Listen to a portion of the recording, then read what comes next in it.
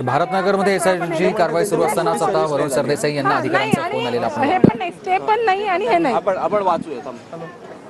तर आपले जे खाली करतात ऍग्रीमेंट करतात ना, त्यांना ते काम सुरू ठेवा तुम्ही. एकच खाली झालंय आणि दुसरा खाली करायला घेतलं की हा करा.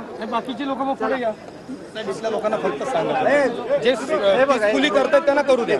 जे पीसफुली करतात त्यांचा काही आम्हाला विरोध नाही. हा जे अननेसेसरी करू नका म्हणा सर. आम्ही सगळ्यांना कन्व्हिन्स करू, जे होतील त्यांचंच आम्ही करू. हा एवढंच आमचं म्हणणं आहे, काही हरकत नाही. फक्त तो जरा हे करायचं. माझं मी वारंवार ना हेच सांगतोय की जे स्वतःहून सुओ मोठो इकडे ते सोडतात. हॅलो हॅलो हा नमस्ते. आपल्याला तिकडे स्टे मिळालाय की नाही मिळालाय? आणि त्यासाठी सर्व समाज रस्त्यावर आहे. वैभवी, तुझं काय मत आहे? मत हेच आहे की आम्हाला न्याय मिळाला पाहिजे आणि लवकरात लवकर जे आरोपी आहेत किंवा त्यांना मदत करणारे जे कोणी असतील, जे CDR नुसारही निघतील, त्यांना तुम्ही लवकरात लवकर पोलीस प्रशासन ताब्यात घेईल आणि त्यांच्यावर कठोरात कठोर कारवाई चालू होईल. काल संभाजीनगरला जर बघितलं तर काही ओबीसी संघटनांनी सुद्धा त्या ठिकाणी निषेध आंदोलन केलं, ज्यामध्ये संतोष देशमुख यांना श्रद्धांजली वाहिली. मात्र मनोज जरंगे असतील, सुरेश दस असतील, ते संतोष देशमुख यांच्या आंदोलनामध्ये हिरिरीने सहभाग घेत त्यांच्यावरती आग पाखड करण्यात आली. त्याबद्दल काय वाटतं तुम्हाला? जे आजपर्यंत म्हणजे ज्या भूमिकेत आहेत न्यायाच्या, त्या सगळ्यांचा एकच विचार आहे की न्याय भेटला पाहिजे. मग ह्याला जर कोणी बगल देत असेल, ह्याला जर कोणी वेगळ्या दृष्टिकोनातून बघत असेल तर ती खूप चुकतायत. कारण का आता माझ्या समोर हे माझे बंधू आहेत केदार, हां, ते पहिल्या दिवसापासून आजपर्यंत त्यांची एकच भूमिका आहे, ते कुठेही राजकारण करत नाहीत. त्यांना पाहिजे देशमुख कुटुंबियाला न्याय, आणि देशमुख कुटुंबीय काय होतं, संतोषांना काय होते ते त्यांनी जाणून घेतलेलं आहे. असे हजारो लोक आहेत की ते पहिल्या दिवसापासून आजपर्यंत भूमिका एकच आहे की कुटुंबाला न्याय भेटला पाहिजे, संतोष अण्णांचे मारेकऱ्यांना फाशी झाली पाहिजे. ह्याला जर कोणी राजकारण समजत असेल तर ते खूप मोठी चूक करतायत, असं माझं मत आहे. लक्ष्मण हाके जे बोलतायत किंवा त्यांनी जी भूमिका घेतलेली आहे त्या भूमिकेबद्दल काय वाटतं? काय भूमिका आहे त्यांची?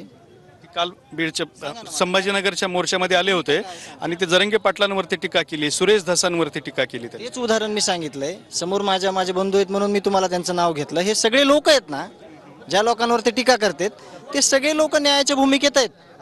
ते राजकारण करत नाहीत, तन मनानं ते आपल्यासोबत आहेत. त्यांना एकच आहे त्यांची तळमळ की आपल्या भावाला न्याय भेटला पाहिजे. तर त्याच्यामध्ये त्यांनी समजून घेणं गरजेचं आहे की न्यायाच्या भूमिकेत सगळा समाज आलेला आहे, न्याय मागतोय आणि न्यायच मागणार आहे.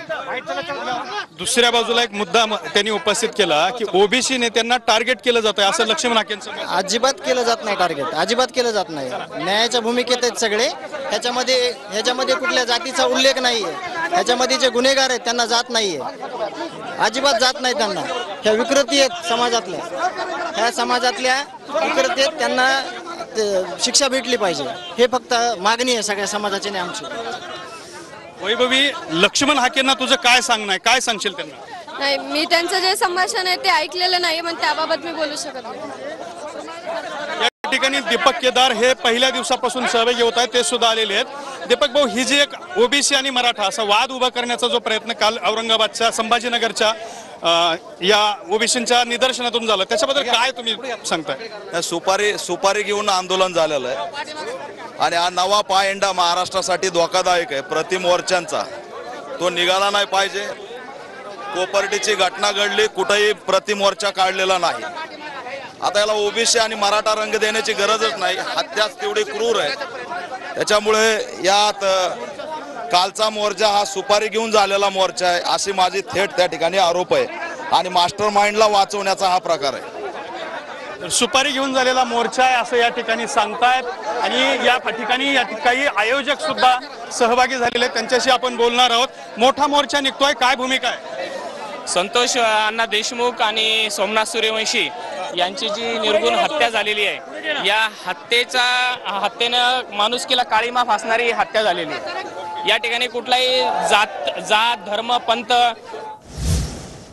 आणि बीड